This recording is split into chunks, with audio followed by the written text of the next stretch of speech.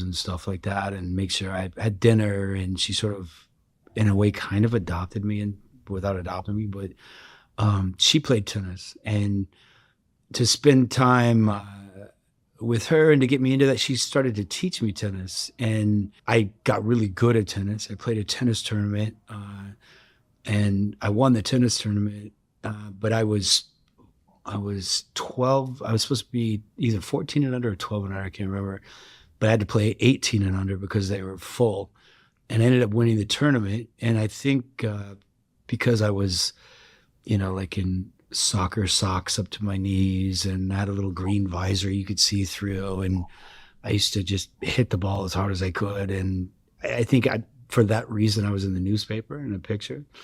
Anyway, a tennis coach saw me at a tournament and went to my mom, and he came to me and he said, "Hey, I'm a tennis coach." And I was like, "You got to talk to my mom." And he talked to my mom for a couple minutes, and she started packing my bag. And then I left with him and traveled around. He said, "I want to take this kid and train him to become a professional." Correct, yeah.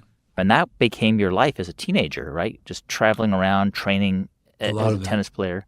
Yeah, a lot of it. I was sponsored by clothes, and it was like little private planes to matches. I got out of school early. I practiced a bit at Bollettieri's with Andre Agassi, but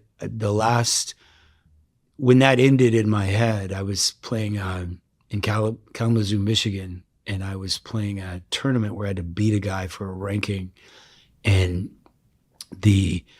I twisted my ankle, but I still had to beat this guy in the next round. That was the whole point. And I twisted my ankle really bad, and he had taken a bucket from the hotel and filled it full of ice. And I was, shooting stuff up in my ankle, and then also soaking it in a freezing trash can. And I was in my mind, I was like, I don't want to do this. It wasn't fun anymore. So I ended up, my mom moved to Japan, and I had called her and I said, "Hey, can I come live there?" Right. And then I ended up going there when I was 18, I guess. Wow. And then from there, I kept going into Tokyo, to see Tokyo. And then I became friends with this young guy who was studying to run a French restaurant in Tokyo. And his father owned a French restaurant in France, and he was going to start a restaurant there and run this restaurant and all this other stuff, and sort of as an apprentice. And he had an apartment in Roppongi, and I was in Tokyo.